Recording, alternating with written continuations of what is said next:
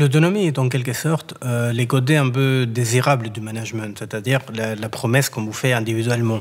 C'est-à-dire avec notre système de gestion, vous allez pouvoir être autonome, vous allez pouvoir exprimer ce que vous avez en vous, vous allez pouvoir vous développer, etc. Et d'ailleurs, si vous ne le faites pas, c'est que vous n'êtes pas quelqu'un de très sain, etc. Alors, il y a en arrière-fond de cette histoire d'autonomie tout un imaginaire qui vient probablement des années 70, etc., qui est l'idée que on allait pouvoir penser les situations dans lesquelles on était à partir des situations mêmes, que chacun allait pouvoir penser à partir de sa propre expérience, etc., peut-être moins lié à des hiérarchies, à des bureaucraties, etc.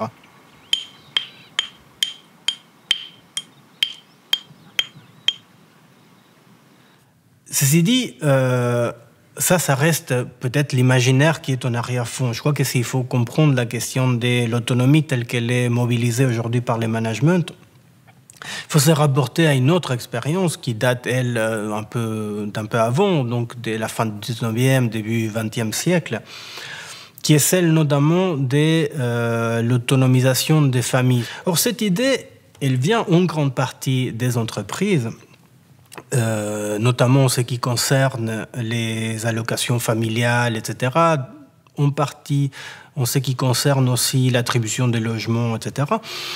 Faut rappeler peut-être qu'à l'époque, une bonne partie des syndicats s'y opposaient.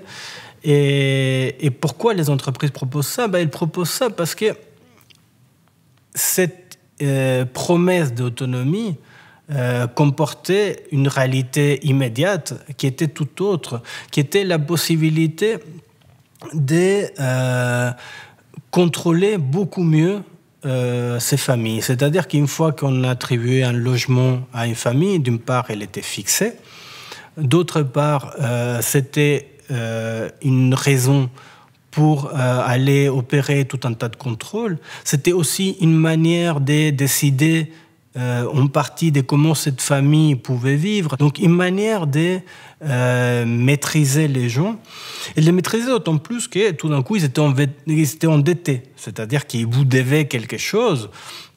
Donc c'était une manière de contrôler. D'abord, apprenons rapidement à contrôler votre Sims.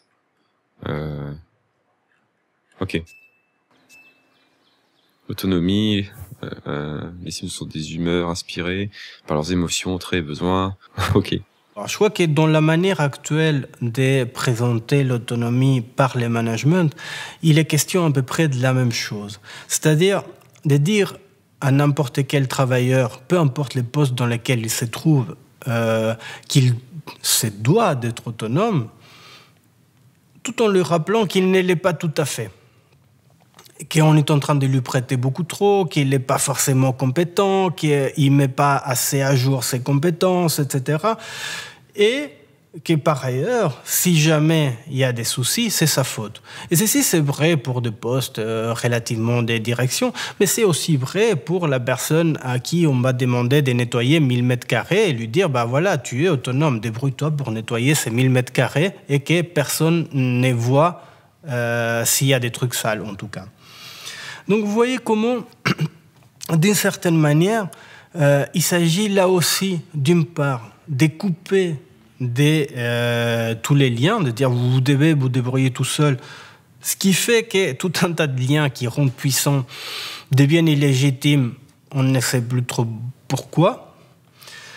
Et plus fondamentalement, ça fabrique un système des pouvoirs dans lequel les managements, tous ces soi-disant décideurs, etc., sont des gens qui vont vous évaluer à partir de ce qui vous manque et qui vont se présenter comme sachant qu'est-ce que c'est qu'un homme accompli, qu'est-ce qui vous manquerait, vous, pour être accompli et que vous n'avez pas.